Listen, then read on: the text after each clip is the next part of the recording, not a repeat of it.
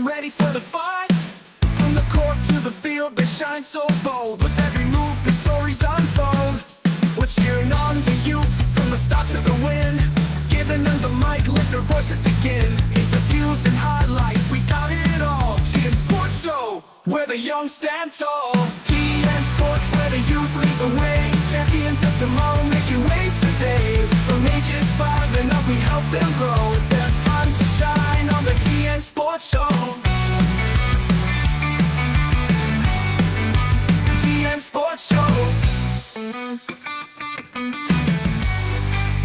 GN Sports Show.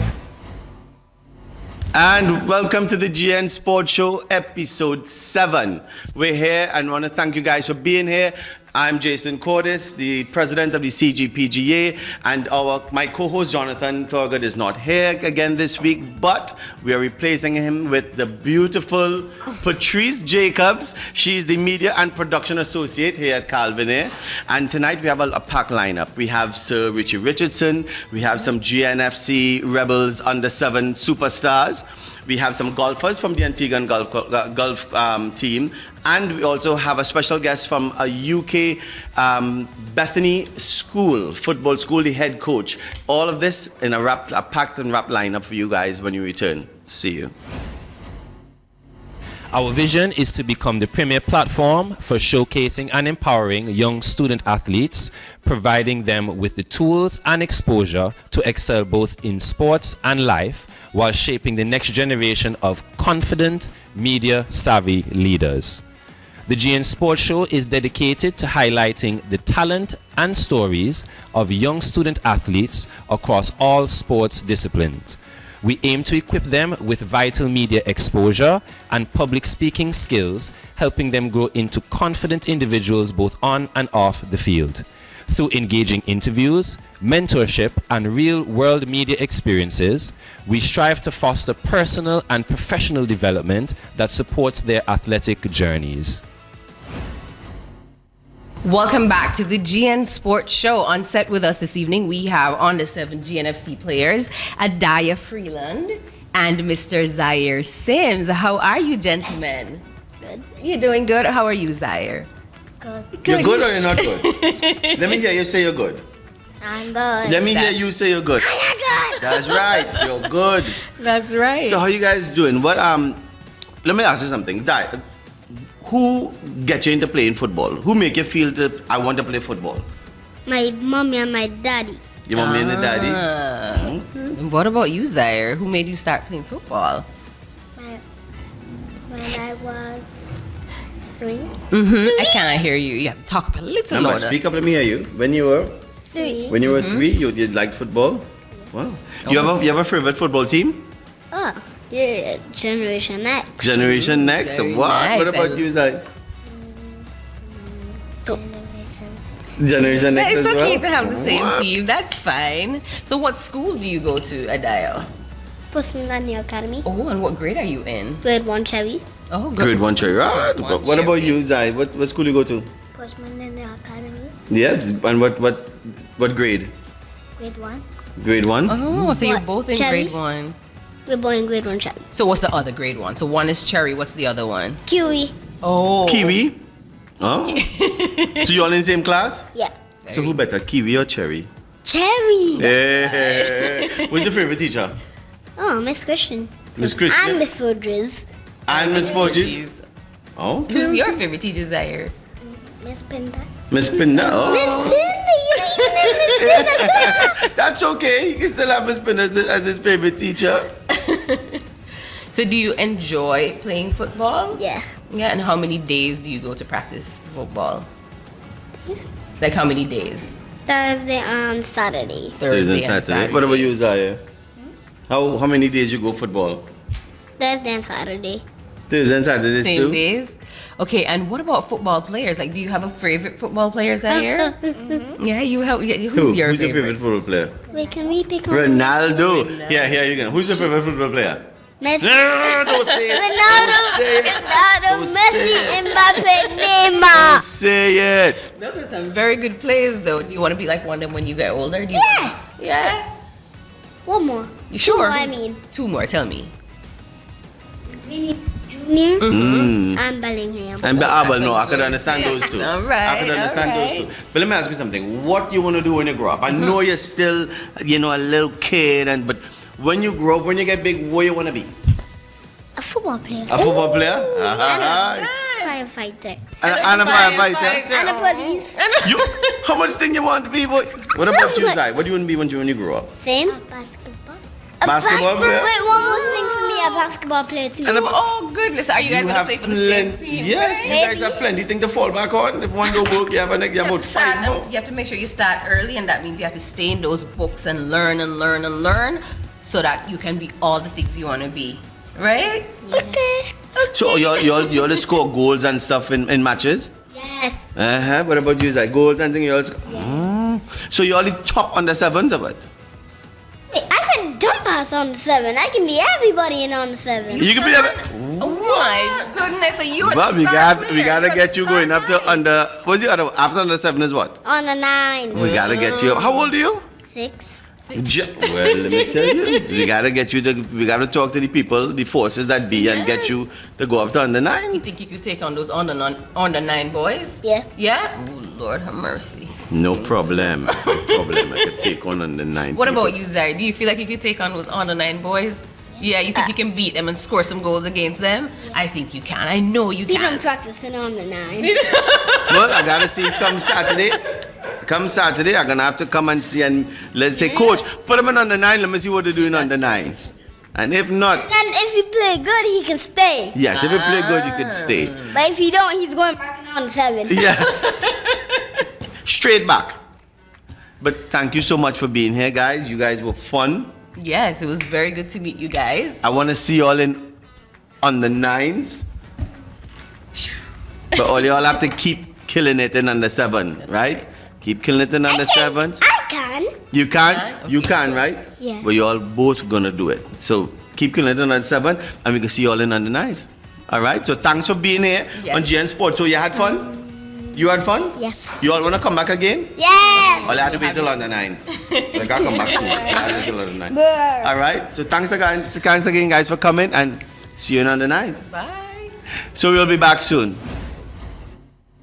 Okay, Juan. So this is Jason and Patrice here. It's a pleasure to have you on the GN Sports Show. Thanks for giving us your time. Thank you for inviting me. We just have a couple of questions. We want to hear a lot about Bethany and let our viewers, know what, they can look forward to hopefully becoming a part of Bethany and experiencing all the services and the football and stuff like academics that you guys have over there, right? Yes, I would say that I am very not used to doing these types of things, but I'm sure I'll do Bethany and yourself justice. Yeah, I'm sure you would.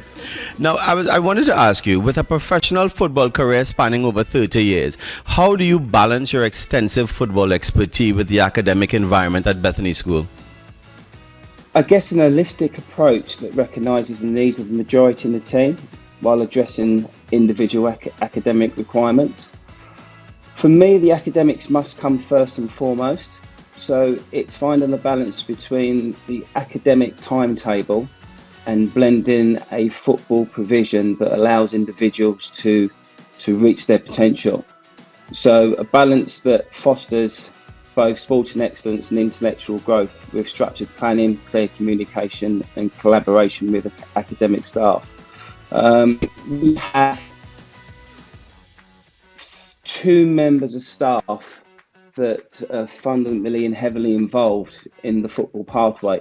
So we have Jamie Ford, who runs the swimming pool and is a fitness instructor, but is also a housemaster for boarders.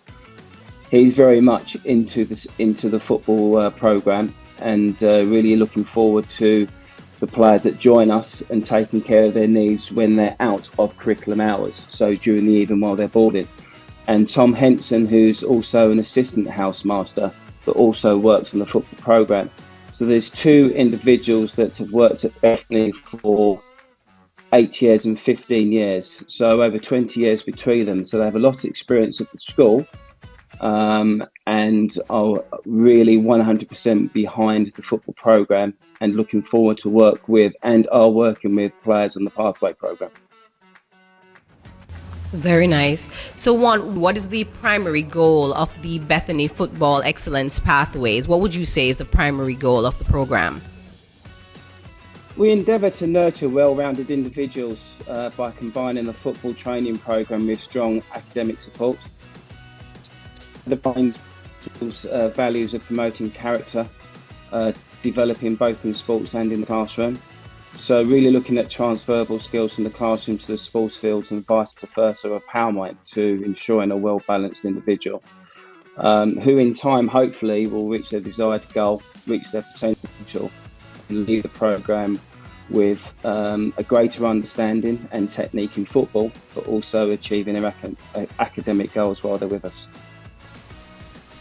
So let me ask you, Juan, how does your playing experience with clubs like Charlton Athletic and Birmingham City, how does that influence your coaching style and your educational approach in the Bethany Football Excellence Pathways?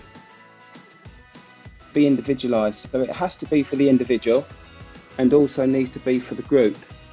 I guess a deeper understanding of the game's demands, so adopting a practical, empathetic coaching style with discipline, resilience and technical growth is key. Also to reinforce the importance of education, as many young players may pursue careers outside football. Playing management is also key to unlock the player's potential. So it's knowing when to be firm with a player, especially when the player is riding high with confidence, to keep them humble, but also to be very supportive to a player that perhaps has lost his confidence, lost his prowess in the football pitch, and be able to put an arm around him to support him in the right way. Okay, and Juan, as someone who has coached and recruited players who now play professionally for all these years, what key attributes do you believe players need to have or young athletes need to have in order to succeed in the field and also in the classroom? Because we know you speak heavily about academics as well. Definitely transferable skills. So an individual that can take their intelligence from academia and pull it into play on the football pitch. Someone who can work hard and has humility. So someone who interacts with coaching staff, asking them the poignant questions, the right questions, and able to evaluate the answers to the questions and then turn that into desired goals. So always pushing for excellence, but being humble enough to deal with disappointment on the journey to success, if that makes sense. You know, Juan, I really admire your approach towards it on with Bethany, and we spoke to another college earlier on, and we as the Caribbean, we have kids who think that they're going to come to schools in England and so forth, and they're just going to focus on football, and they're not realizing that they still need to have that balance and foundation of academics. Yes. And that is what makes them a very well-rounded person, because as you mentioned just now, if football, there's life after football, and that's where your education comes in. Right. You know what I mean? So I really, really admire that stance that Bethany is taking and yourself, because one of the questions was like, how do you support the athletes in balancing that rigorous football training and athletic training together with the academics? How do you help them balance the both of them? For me, first and foremost, education has to come first. So parents are paying a lot of money to support their child to come to the UK, not just for the football, but primarily for an education. So there's not going to be many players that have a design and an ambition to make it as a professional footballer. So they have to have something to fall back on, and they need the education to be able to do that. So for me, the education must come first. The football is a byproduct, really. Players will have literally 6 hours of coaching a week. 4 of those hours would be out of school time, so from 5:30 through to 7:30, and then 2 hours training on the Friday, and then games over the weekend. So for me, an individual that comes on the program has to be academically sound, because they're going to miss a certain amount of study time whilst they're pursuing the goal in terms of the football training and the football matches over a period of 9 months. So anyone that comes to Bethany needs to understand that they're not coming for 2 years, 3 years, 4 years just to play football. It's not about the football.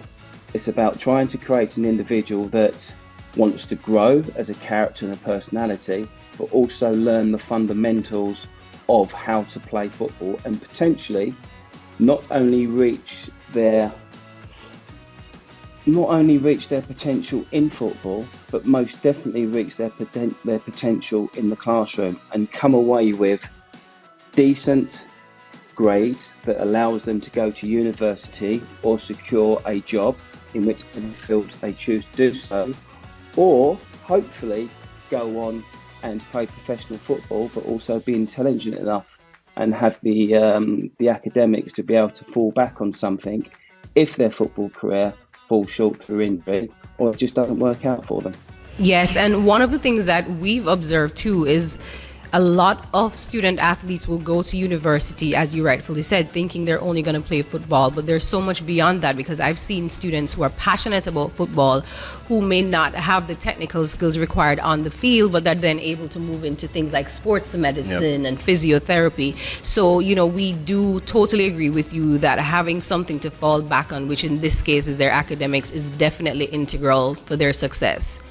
Yeah, and it's not even really so much say to fall back on, but to build upon. Because you have to build upon your academics, and then sport is just, you know, is the icing on the cake, as you would say, you know. Yes. So, and as Patrice rightfully said, some of us, we don't tell our kids that other than football, they love football so much, but there are avenues outside of football, but within football, like sports medicine, like physio, you know, sports broadcasting, like all these different things are things that you could actually venture into. So even if when kids, if they, you know, get hurt and they can't physically play, they can still continue to be a part of the sport that they love. And it's a good way to fuel your passion just the same. Yeah.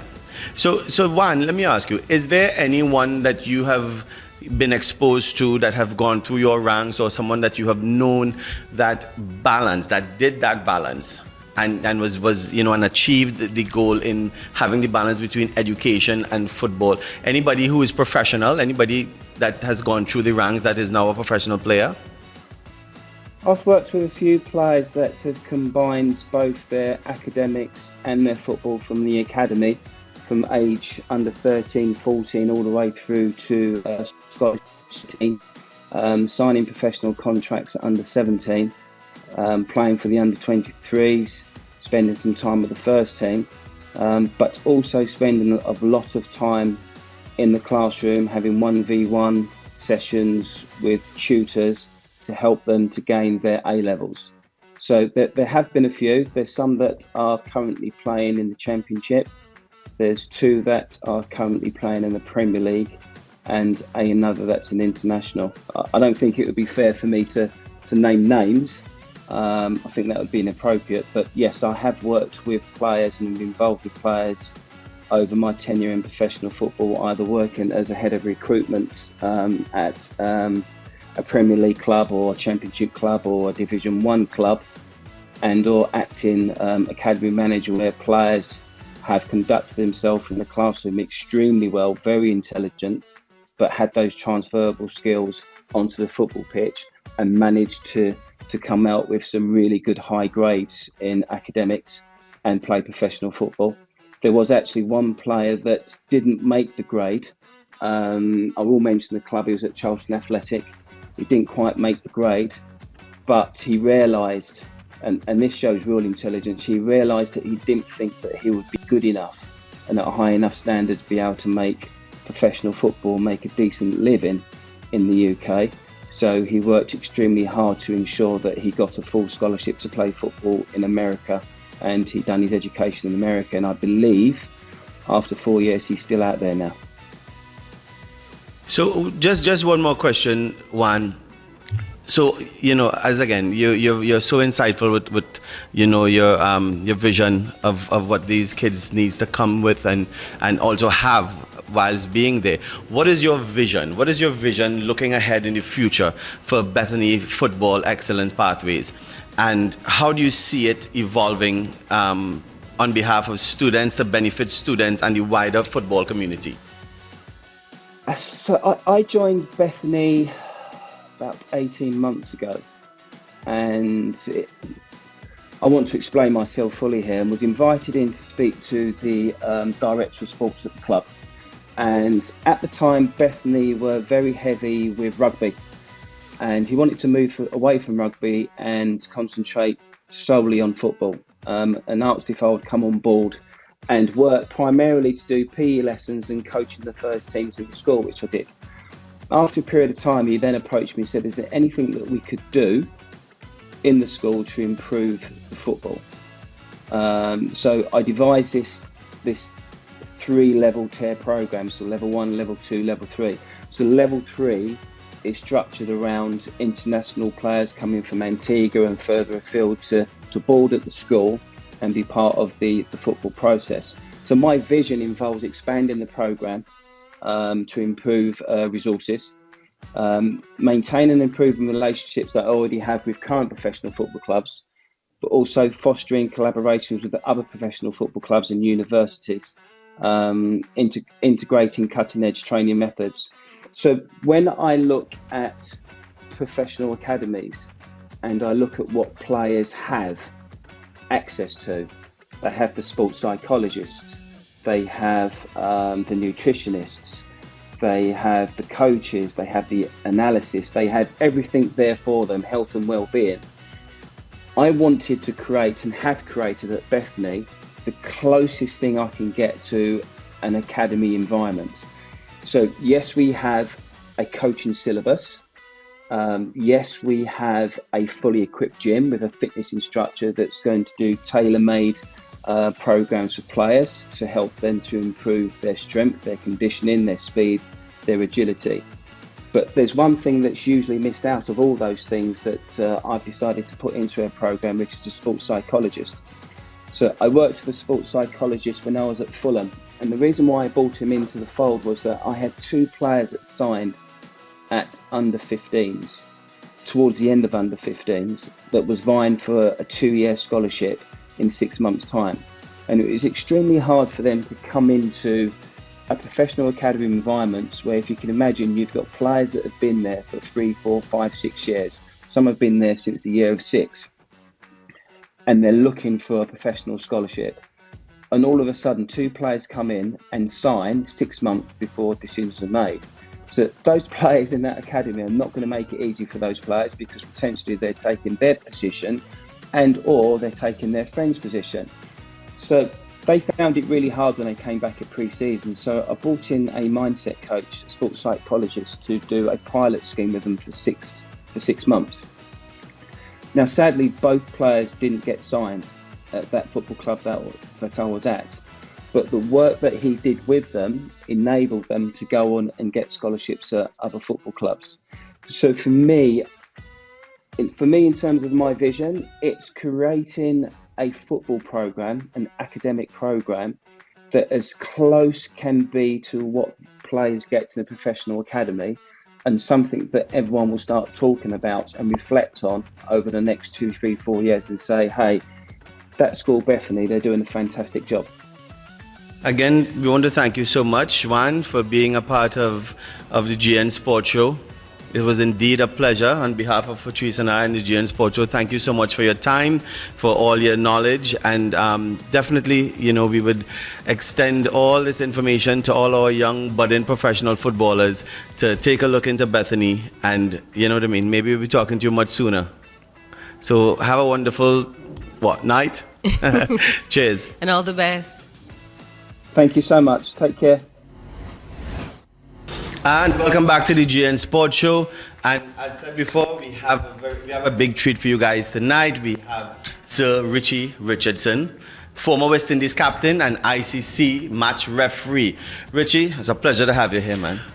Thanks very much for having me on your very special show.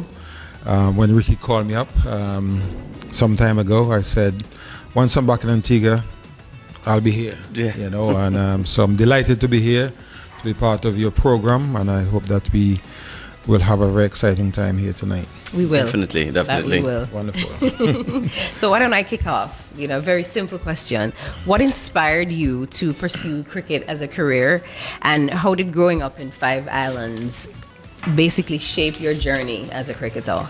Well, by nature, I was born to spend time outdoors and to be very, very active. And from the time I was born, I believe I was very, very active, playing sports, running around, whatever, before I could even walk. Just joking. But from a very early age, back in the small village of Five Islands, we didn't have a lot to do other than to be outside playing, whether cricket, football, rounders, going into the bushes, hunting birds, chasing animals. We used to have a lot of animals, like goats. My brother used to herd goats, and then from time to time they will go away and don't come back and get wild, so we used to have to go and hunt them with our dogs. So I grew up in the outdoors, with lots of animals around us. My father was a farmer. He had animals, and so we grew up around animals and stuff like that. But yes, cricket we used to play for 6 months and football for 6 months. So of course, during the cricket season, you wake up in the morning, you go and do your chores, and then before you go to school, you'll be playing cricket. Wow. Then you get to school a little bit early. Before the bell rings, you're playing again, And then recess time, you're playing. Lunchtime, you get home early, eat what you have to eat, get back early, play again before you go to school, So, cricket was very much in my blood from a very early age, and so it is with football as well. Right.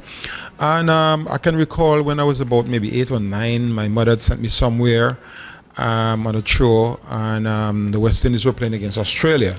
And back then we didn't have television, and everybody, well, not everybody, but a few people would have those small Ovaltine transistor radios. You're probably too young to it. So everybody would be glued to.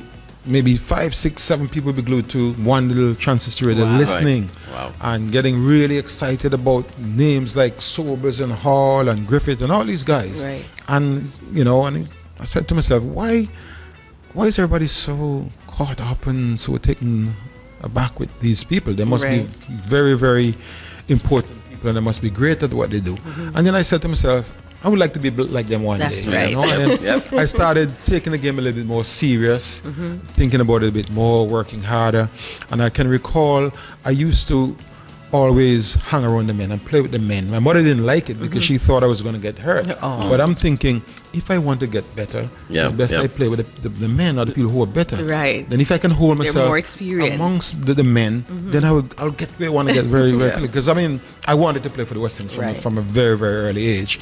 And so back then it's just wind ball cricket we used to play. Right. Didn't play hardball cricket until I went to Others Comprehensive School at the age of 12.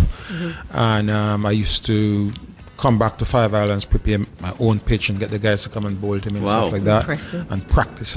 I used to practice so hard. I used to have calluses in both hands. My back used to be sore, but I used to be soup. You know that word? You know what it means? No. You know what soup means? No. Ricky, you know what soup is? Look, let me tell you something.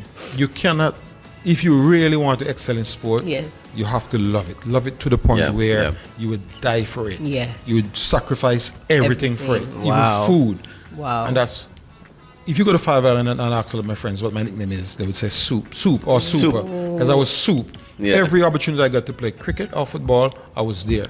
My house is on the other street. I was across the road from the football, from the park, the playing, the recreational ground, and I am always out there. In the afternoon, once I finish my schoolwork, homework, I'm out there before practice time, before everybody, trying to get in as much time, doing an extra lap or two, so I can be fitter than everybody else. Yes. And the guys used to just call me soup. They used to say I'm soup, And you have to be soup. If you really want to excel in anything, you have to love it. You have to be dedicated, and you have to make a lot of sacrifices. Yes. I can recall at one stage I stopped hanging out on the block at nights with the guys. I will be out there playing sports until it gets dark. Then I'm in my house, in my books and stuff like that. Because I realized in order to get somewhere, you have to make sacrifices. Yes. You have to be different. If you're gonna hang around on the block and messing around, you're gonna lose some opportunity to really focus on what you really want to do in life. I Yeah. hope you young student athletes are listening everywhere. It's academics and sports. And Of course, definitely of course. academics number Because one. you see, Yeah. the thing is, there's no guarantee that you're going to make it in sports. Yeah. You can get an injury, or you might not be good enough. Yes. But the academics, the schoolwork is very, very important, because that will set you up for the rest of your life. Yes. You know, so I always encourage that. youngsters to get involved. You know, not to set aside your schoolwork. Focus on your schoolwork, and then when you have that little extra time, you can focus on sports or whatever else you want to do. I mean, there's Because a lot of of education. a lot of opportunities, and sports in general is growing worldwide, and Yeah. there's so many different aspects of the game where you can be involved with. Yeah. And you can be a professional, and you can make a living. But also, I would like to say that playing sports, especially as a young person, it helps to develop character. It helps you to Yes. build character Yes, yes. and discipline. Because Most you have to importantly, be discipline. disciplined to play a sport. And certain sports like cricket, football, or most sports, you have to be really, really disciplined, and it helps you. Yeah. So I would encourage youngsters, even if you don't have the talent, just play it. Yeah. Because it's going to help you in some other aspect of your life. Absolutely. So, in your early days with Leeward Islands and, your debut for the West Indies had a lot of challenges, we know, including losing your luggage and having limited practice. How did you overcome such obstacles and to make your mark on the team? I don't really call them challenges, because, I'm lucky. Because I had a mother who I like taught me that. a lot of things, right? And I mentioned the word sacrifice before. And when something happens to you and it looks to others like it's a challenge, for me, it's a motivation. Yeah. Yeah. It makes me dig deeper. When I get dropped, I played one test match and I get dropped. You think I went in the back and started crying, started blaming the selectors and captain? No. I said, Wow. I'm not good enough. Yeah. So I'm going to work even Have harder. to work harder, right? You know what I mean? So that's how I look at it. I mean, if somebody criticized me, I said, fine. It's going to make me work harder, dig deeper, and I take these things as positive. Yeah. I don't want anything easy, and I've never wanted anything easy. I've always I like prepared to that. work hard. I've always been up early in the morning, doing extra work, running up to today. When I'm at home, before the sun rises, I'm outside. I'm on the golf course running around. Yeah. Taking a golf club, hitting some balls, exercising. You know what I mean? I just keep going all day, So you have to put in the work, and life was not meant to be easy. Yes. Yeah, definitely. And the people who can rise above obstacles, can deal with challenges, are the ones who normally succeed.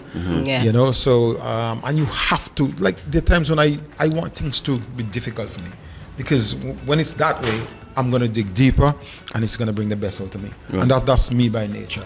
I'm quiet, unassuming, but deep inside, I'm very strong, very, very competitive. And I like it when it's challenging. I don't like it when it's easy. Yes, for sure. And I'm very glad you answered that, because we did have a question about what advice you would give to young cricketers when they face criticism, and you answered that so beautifully. Yeah. Just striking that balance between trying to get to where you need to go, but not seeing the challenges, as you rightfully said. Yeah. So during your time, you were known for your flamboyant batting style and your resilience against fast bowlers, we all know. How would you say that you developed that kind of mental and physical toughness that was required? It started back in Five Islands in our Yes. community. We're a very small village, but we had 3 sections. We have top village, bottom village, and the northern section we call Kasipasa. Kasipasa. Right, so we used to have fierce competition Right. in whatever sports we play. Even if we're just playing friendly cricket or friendly football, Yeah. it was always very, very competitive, and we were always competing against each other. And there'll be a lot of bantering and whatever. I mean, it was serious, and I think that's where I learned that competitive nature. There are times when we end up in arguments and almost fights and stuff like that, but I never got involved with the fights. You're smart. But I'm the sort of person where I would not even verbally respond to anything that anybody say. That is But good. I take it in and use it to motivate me to want Yes. to beat these people. Yes. I mean, and that's why I compete even today, playing golf. Yeah. If somebody challenge me, then I suddenly start playing better. Yeah. You know what I mean? If you say I can't do this, I say, then I'm gonna do it. You know what I mean? Yes. That's me. And you know, playing the sport, I've always been highly competitive, and believe that I can be better than the best. If somebody keep talking about a particular player, saying football, he's the best footballer, and they're talking about him, when I come up against him, I'm going to want to show him that I'm just as good as you are, That or is even right. better. You know, I was never afraid. I remember when I was a youth playing for Five Island once, there was this guy from playing for Empire called Scout. Scout was like a big giant, and a lot of people were afraid of him. Right. And I'm saying, I can't wait to play against this guy. You know what I mean? And when I get the chance to play against him, I don't know, at King George, Keighley Shepherd Recreational Park, I challenge him. Yes. And I wasn't afraid, and that's me. You know, David Goliath. Yeah, you know, and that's my nature. You come up against the fastest bowlers in the world, I want them, man. Yes. I want Yes, them. yes. I can recall when I was going to school and West Indies were playing against Australia. In Australia, I think it was 1975-76, and Australia beat West Indies 5-1. And they didn't just beat West Indies; they annihilated West Indies. Players were getting hurt, getting hit. The blood, you see blood dropping from their body onto the crease and stuff like that. And I'm like, as a young boy, saying, I want to revenge this. I want to revenge. No, seriously, I want to be this guy. Yep, Dennis Lilly and Jeff Thompson and Pasco, these guys were doing a lot of damage to our players, and I just wanted them. Yes. And I'm saying, I want to play for Western so I can meet Australia. So that was like That a was the fuel. fire. Oh yeah, man. Right there. And when, I remember when I first went to Australia. Dennis Lee retired just the series before I got there, so like months before. Jeff Thompson was still playing. Then we were playing against Queensland, which a club that Jeff Thompson played for. So when we arrived, I think our first warm-up game was against Queensland, and Jeff Marsh, who is a former Australian wicketkeeper, he said the best way to beat the West Indies is to knock their so-and-so heads off. Wow. Right? So me now as a young boy, I didn't say nothing. I said, well, I wanted to try and knock my head off. You know? So we got to Queensland, and also I think Tomo had gotten dropped, and he was making a comeback against West Indies to try and use that game to get back onto the... Right. And when I was finished with him, the media was saying, "Oh, that's the end of left arm." And I was a young boy, you know. You showed him. And that's my nature. If somebody's good, I want to challenge them. You know, I'm never afraid of anybody, and I always want to compete against the best and try to be better than the best, and that's my nature. Well, as you're saying that, when you were captain in the West Indies team after Sir Vivian Richards, I know that must have been daunting a little bit. What lessons did you learn about, handling pressure and stuff like that? Well, firstly, I didn't have much experience as captain. We were playing for the Leeward Islands. Viv was captain. I was vice captain. And Viv hurt his finger in the first match, couldn't play. Wow. And then I took over during that match against Barbados, and then we won that match and all the other matches, and we had we clean sweep everybody.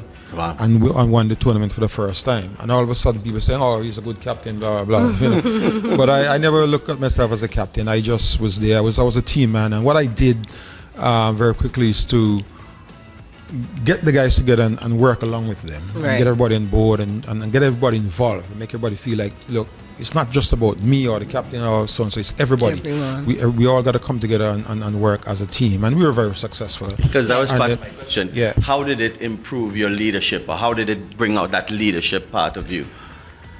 Well, I guess maybe I had it in me naturally because at school I was captain of the football team, captain of the cricket team, captain of the top of the form team. I was prefect, I was head boy, I was everything. So you was a sir before becoming a sir. So I guess people saw leadership in you. qualities Yes. in me. Yeah. You know, because the teachers at school used to always sort of use me as an example and project me to lead. Yeah. You know, and so it was there, and so I guess it wasn't very difficult for me to transfer that into my Be in your habitat. Yeah, you know. So when they asked me at first, I wasn't expecting it, and then I spoke to my manager at the time, Victor Michael, who Ricky knows very well, and he said, "Look."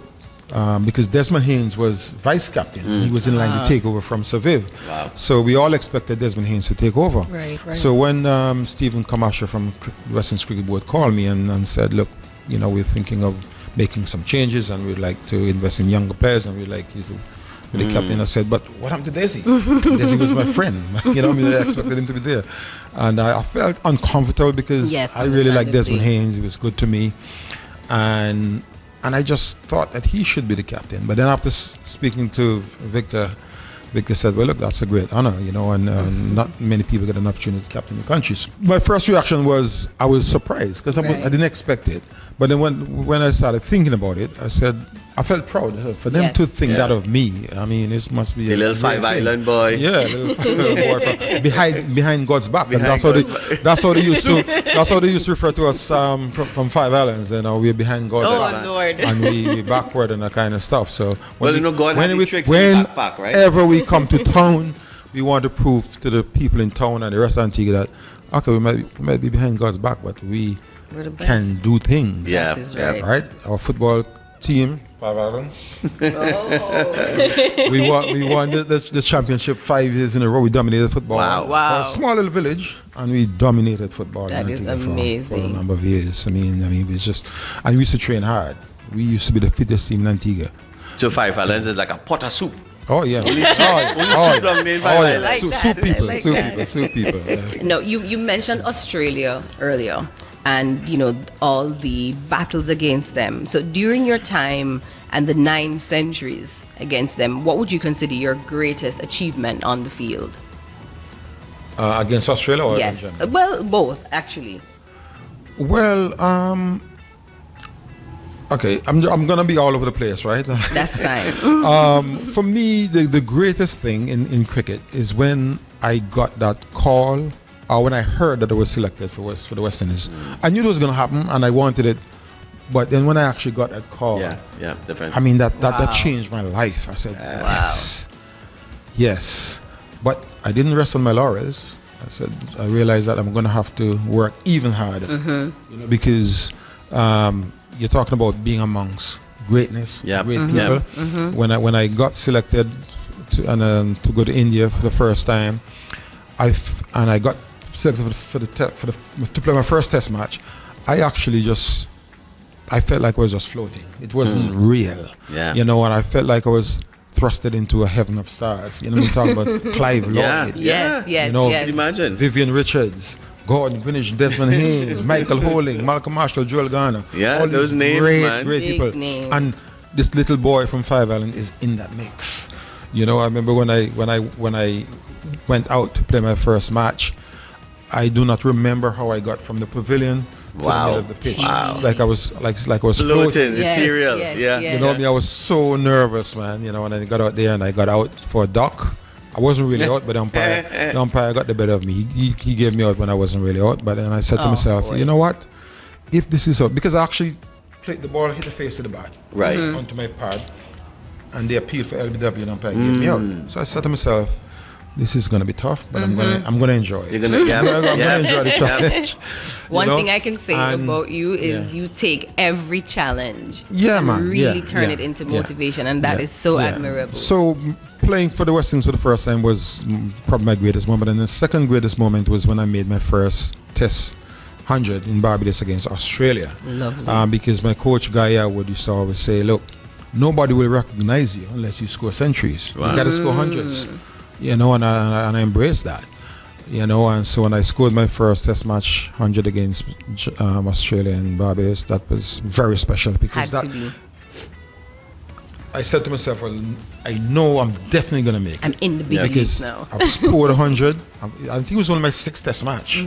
Wow. And to have done that, I said, well, look, I'm here. I can do it. I'm not gonna look back. And another highlight for me in international cricket is when the West Indies, because I'm a team man, we beat England 10-0, 5-0 in the Caribbean, and we whitewashed them in England and blackwashed them in the Caribbean consecutively. 2 consecutive series, and that doesn't happen really. You don't really beat somebody 5-0 easily, right? And we did it back to back twice, and to be part of the setup on the Clive Lloyd, it was highly professional. The guys were hard workers, very, very dedicated. They were tough. as a player, you slip up, they'll be jumping on you, making sure you do the right thing.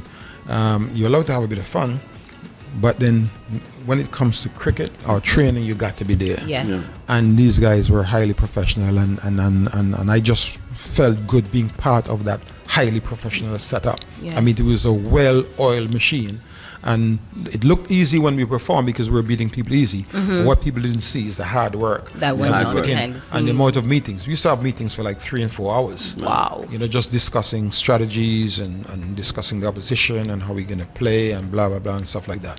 Doesn't happen today. Yes. But we used to put in the work. So the mental strain, for lack of a better word, of being a professional athlete, cricketer, and so forth.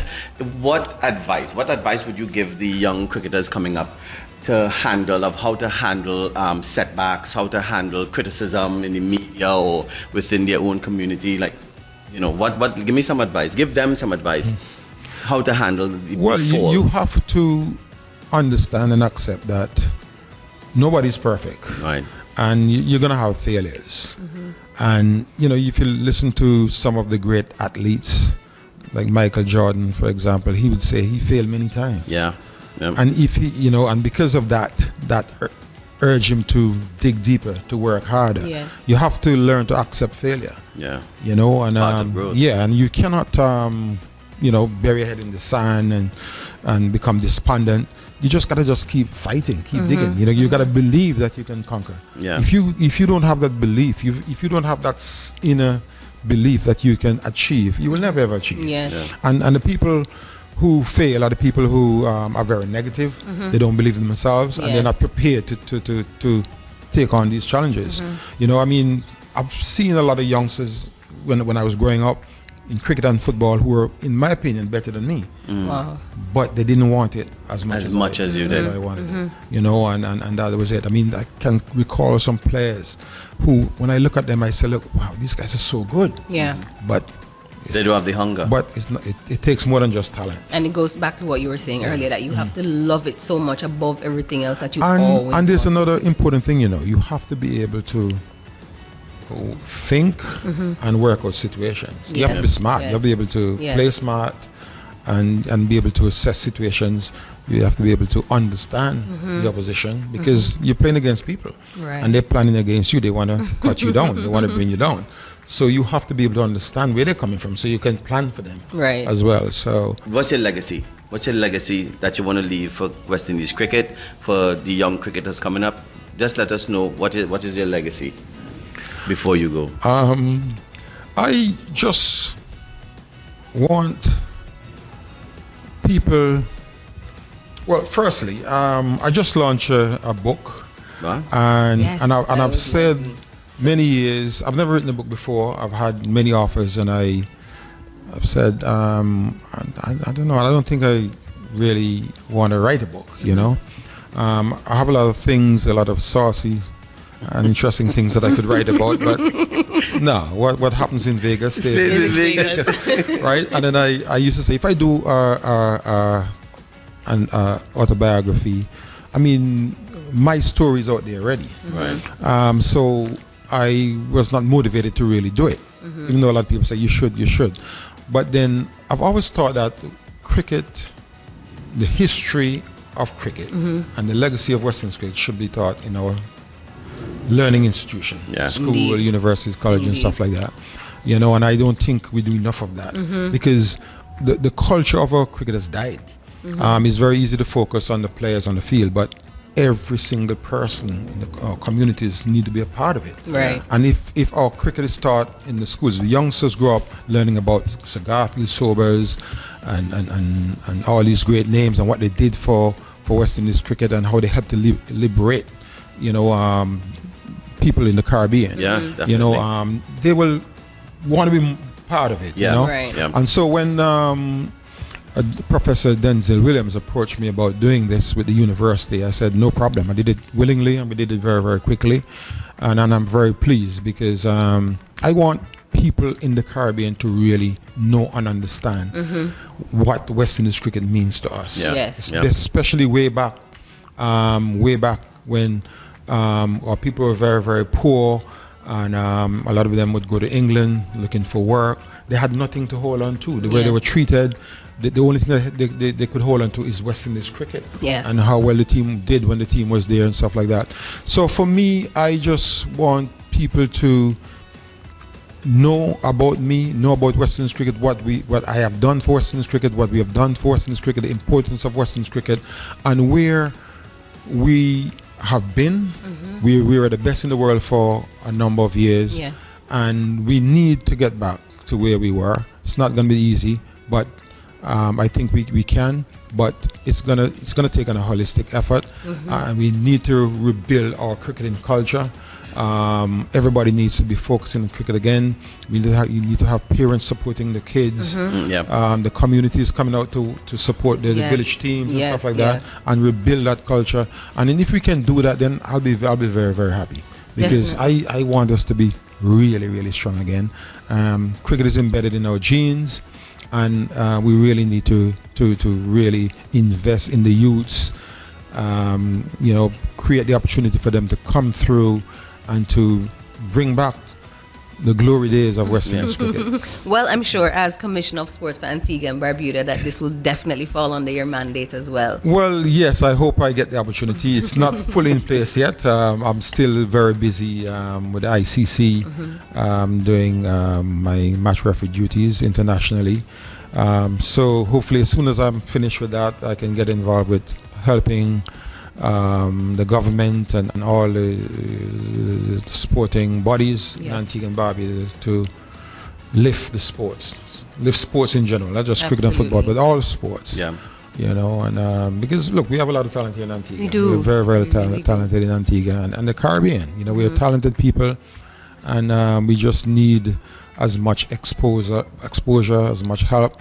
Of course, we have financial challenges, but challenges can always be overcome. That's right. Once you have the drive and the belief that you can overcome it, and I believe I have the drive. So given the opportunity, I believe I can do wonders. Amazing. Well, so you heard it. Challenges are to be overcome, and it can be overcome.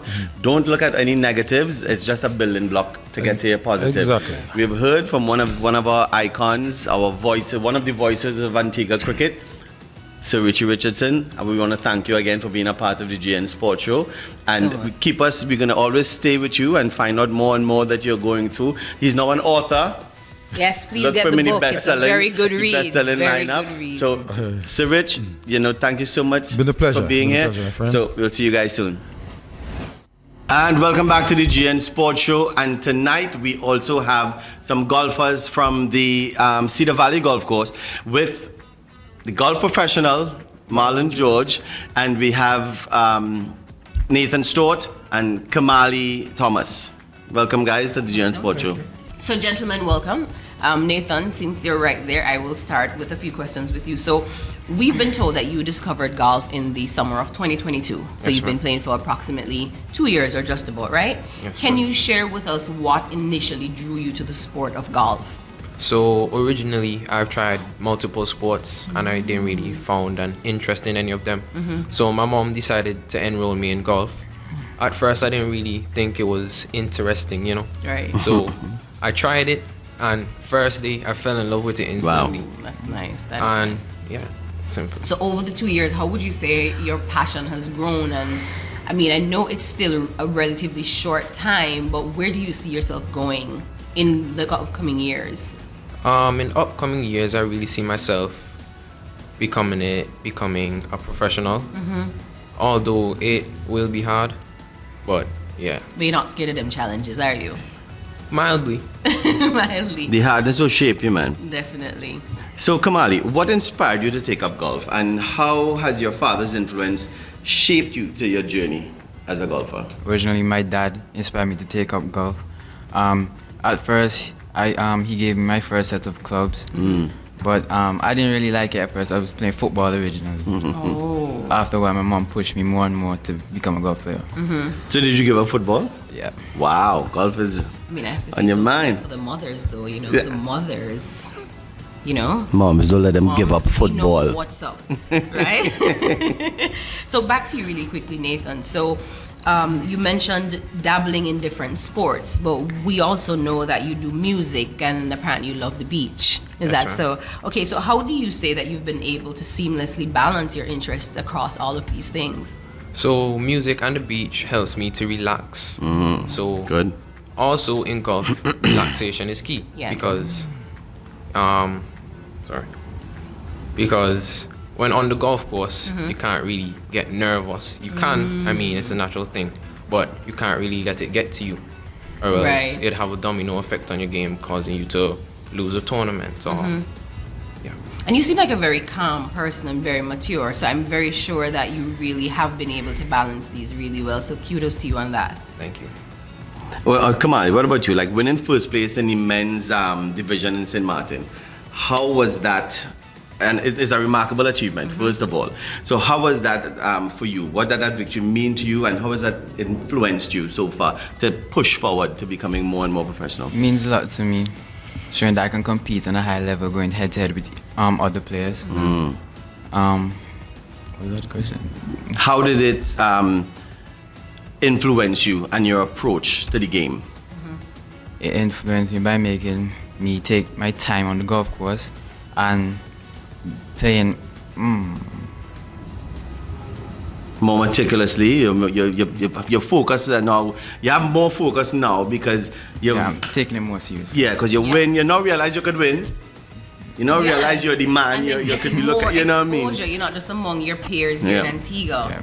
So that exposure definitely is. How did you feel when you went abroad? You know, you went abroad. You're representing now. How did you feel? How did you feel now that you're out of your country? Now you're facing these other people from different places. What was the feeling like for you? Very nervous. Very nervous. At first, I didn't think I was going to even be up in the first or second place. Wow. And look at you, you came out on top. So On you top. really were able to overcome that. So Nathan, back to you really quickly. One of the things that we love to advocate for is a balance between sports and academics. I'm sure your coach here also drills this into you, and across a lot of different sports, we've heard coaches and parents stress the importance of striking a good balance between academics Definitely. and sports. So aside from golf, when we spoke to you earlier, you mentioned that you're also interested in mechanical engineering. How do you see that fitting into your life alongside your goals in golf? So mechanical engineering, really, it would help me to design my own clubs and to basically fit them for my personal usage. And that's basically it. But for progressing my game, we can invent other utilities like better launch monitors and simulators to help better my game. No, you're in that zone, man. Coach Marlon, You're watch out. in that zone. Sounds good. You know what I mean? So Kamali, you know, you have competed in various prestigious tournaments, right? Including the Prep Tour in South Florida, you know, the Junior PGA. How have these experiences helped you and shaped you into a better golfer? They have helped me seeing the skill level on my age to see what I have to compete against. Yes.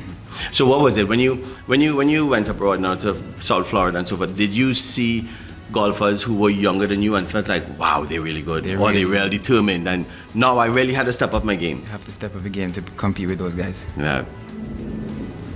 Okay, and just to make a point that, based on what Kamali just said, that sometimes you travel and the exposure is good, but it's not just being able to travel and getting that opportunity, Yeah. but it's always what you take from it. And being able, like you said, as Jason asked you, seeing younger athletes and older athletes and realizing that, okay, this is where I am, but this is where I want to be. I'm sure that that must have really influenced your motivation and pushed you a little bit harder when you got home. And I'm sure you were able to bring back some lessons to your fellow athletes as well, right? Yes, I did. Very good, very good. So Nathan, and to you too, Kamali, we know that there's nothing in life that comes easy. Early on the show, we had Sir Richie Richardson with us, and one of the things that he spoke about a lot was a lot of the challenges that he faced as a cricketer. So every sport, everything in life really comes with challenges. Yep.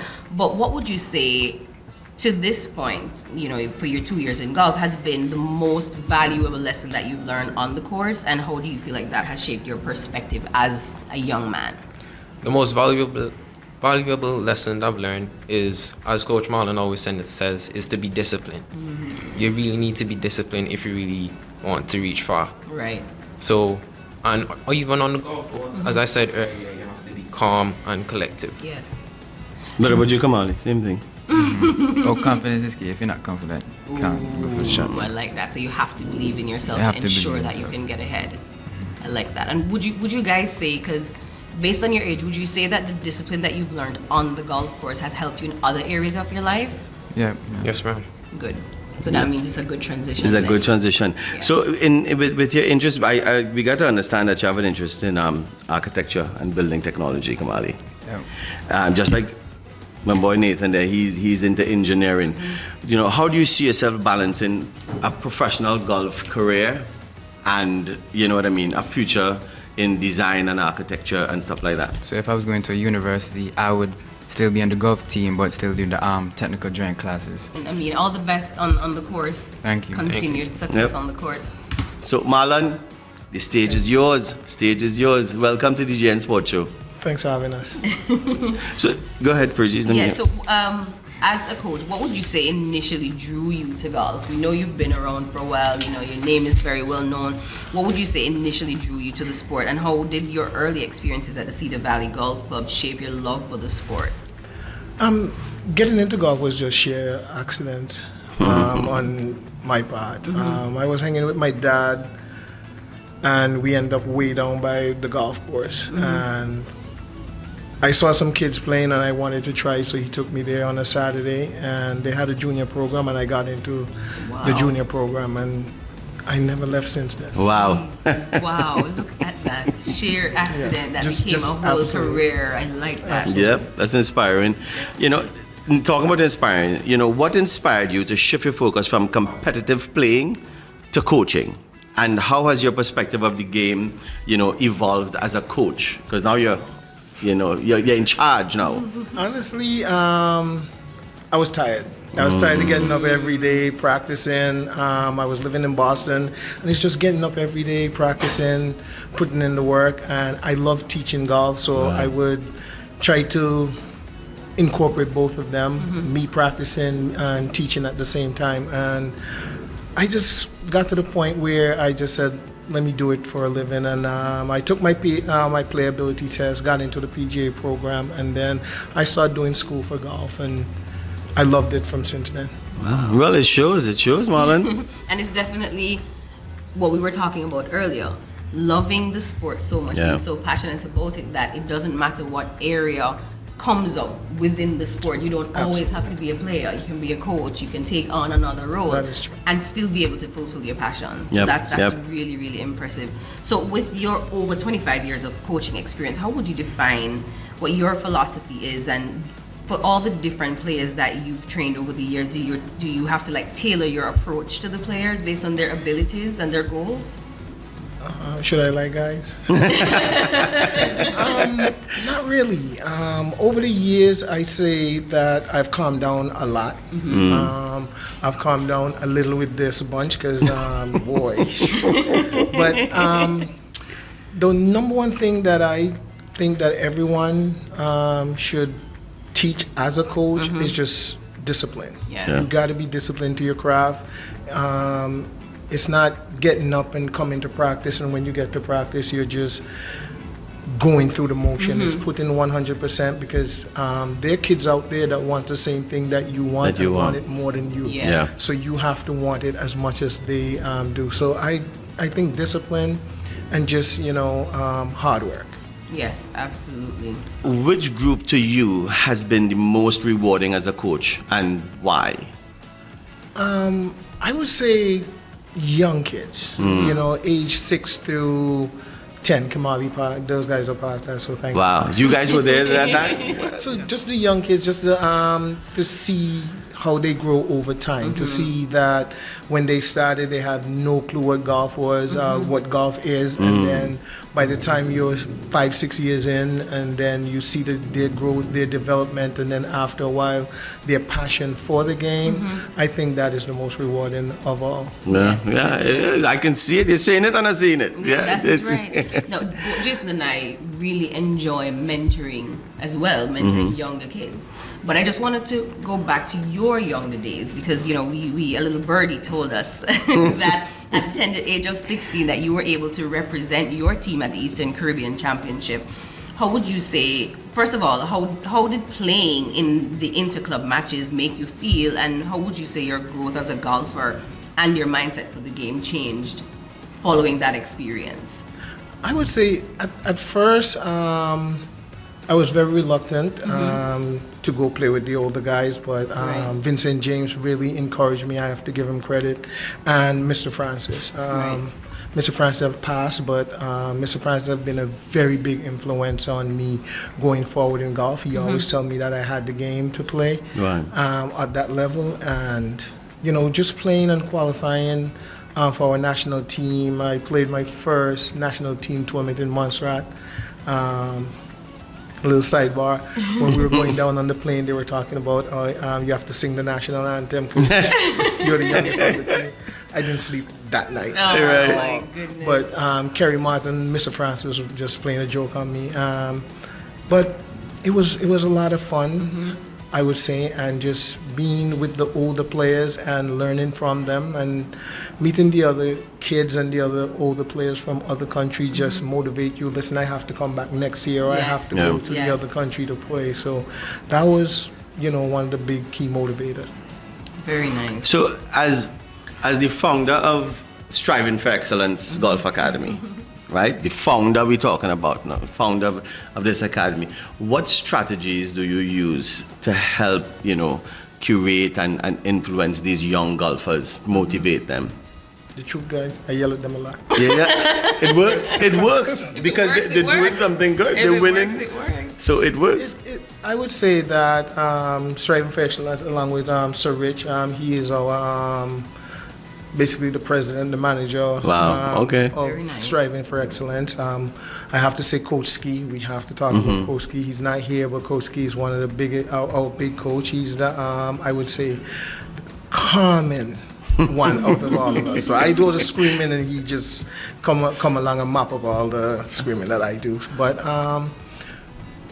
it came about where I think that my experience in the States, I think that a lot of our junior golfers can have that experience. I think that it's an avenue for them to move forward and get a free education if they work hard enough. It's not going to be easy, but they have to work hard enough. And I started Striving for Excellence with Coach Kimisha Anthony, and then we moved forward from there, and we had a lot of kids coming through our program, and from there we're doing well. Yeah. And just to kind of piggyback off Jason's question, like what would you say during your coaching has been the most challenging aspect of coaching some of the golfers? Because we know mentoring, we love it, it's purposeful, it fills us, but we know it's not easy. Not always easy. Not always easy, But what would you say has been the most challenging aspect, and how have you been able to overcome that? Dealing with Taj behind the camera.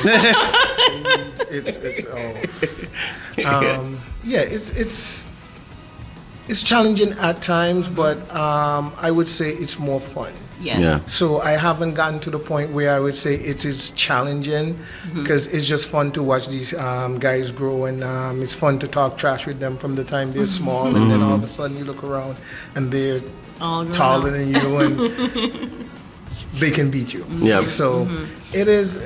It's not challenging as yet. I don't think I've been around long enough for it to be challenging. It's more fun than anything. But Taj, piece of work.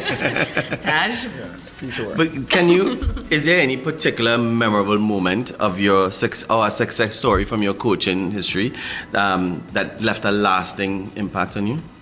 I think this past ECGA, qualifying for the ECGA, seeing Kamali trying to qualify for the national team, Taj trying to qualify for the national team, and also playing on the national team with Akavia and Lexi, who is a part of our program. Akavia started with us when she was like 5. Wow. And to play on the national team with Akavia and Lexi, I think that just summarized the whole experience for me as a coach. I always wanted to play, but I keep on not playing. But this year I really wanted to play, and I made the team, and it was just great to hang out that weekend with Akavia and Lexi. Well, but let me ask you something. Have you, in your coaching career, have you seen any beginner that has come to you and you look at them as like, wow, yo, this kid got it, this kid got it. It's like he doesn't need to come from 5 years to 15 years and now he's good. Like he's there and it's like, wow, look at that swing, look at that form. Yeah. He seems to be a natural, or she seems to be a natural. I would say Ciolo. Ciolo came to us, and when he came to us, he's actually up in North Carolina right now, going to high school. He just left this year, September. Ciolo Joseph. Ciolo? Yes. Okay. He was a natural. Sarafina Nicholas also, I thought she was actually going to be, a superstar in golf, but she went into, I think, some doctor field. So she's not. She used golf as a platform to get there, which is awesome. But yeah, that and a few others that I've saw, but Ciolo, I would say, yeah. Kamali is looking, but he's going to be good. And Coach Marlon, before we let you go, we just really want to know, looking ahead in your upcoming years, like what are your aspirations for your coaching career and the programs that you've led, such as the junior and ladies academics? Retired tomorrow. Looking forward, I think after these guys is finding more people more juniors to get involved in golf, because a lot of juniors or a lot of people think that golf is for the elites, which is it's not. Yeah. I come from a house in New Winchester that was half broken down. So it's not for the elites. Just getting more kids into golf and getting more kids passionate about golf and growing the game of golf. I think that we have a perfectly good avenue. The government has put in place avenues where at the Cedar Valley Golf Club, where you can be in a learning institution and play the game of golf for free. Wow. And I think growing the game of golf going forward, that is my goal. Yes. It should just get a lot more people into golf. And I must say, the president of the Golf Association, Jonathan Pickett, is doing a really amazing job in help growing the game of golf. Yeah. But I don't like the fact that you talk about, we want to get more youth involved. What about the senior citizens? What about the senior citizens? You don't have a senior citizen program. You see the grade? We want to do something. Yeah, that's true, but we have to start from small, build a foundation. Old people are for recreation. Start from small. I gotta depend on all people, you guys play for recreational purposes, but we would love to have you out on the golf course. We need to put some things in place where we can have more people come out and try the game for absolutely nothing and see if they like it, and then go from there. We need a lot more people to come to the golf course. It's a wonderful place, and it's a great place for networking for teenagers. Yeah. Well, Marlon, Kamali, Nathan, thank you so much for being here, and thank you for enlightening us more about what golf has to offer and what we too can offer to golf if we just put our mind to it. It's not an expensive sport, and it's an ability just to go relax. It's a calming sport, absolutely, as these guys have said, and it's fun. So let's take a snap at it. You know what I mean? Patrice and I will try. We're gonna go. We're gonna take GNC Sport to the golf course one day. Watch and see something, right? So until the next time, and until we're on the golf course, we want to say thanks to Marlon and the guys for being here, and we'll be right back to the GN Sports Show. We would like to thank the sponsors of Generation Next: Fruta, Antigua Masonry Products, Kenneth A. Gomez Insurance Agency, Island Photo, and Francis Trading Agency. So everyone, that's a wrap for us. We want to thank you so much for joining us for this 7th episode of the GN Sports Show. It was a pleasure being here to sit in with the wonderful Jason. The wonderful, you hear that? The wonderful. But don't go anywhere. Before you go, remember, like, subscribe, tell your friends. The more that we grow is the more we can help the youth in sport and the community in sport. So thank you guys so much on behalf of Patrice, myself, GN Sports Show. Thank you so much. See you next week. GN Sports Show.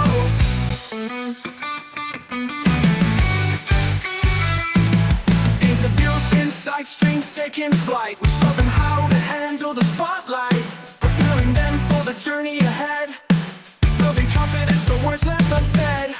From the grassroots to the national scene, young athletes chasing every dream. In every game there's a story to tell. know them well. GN Sports, where the youth lead the way. Champions of tomorrow, making waves today. From ages 5 and up, we help them grow. It's their time to shine on the GN Sports Show.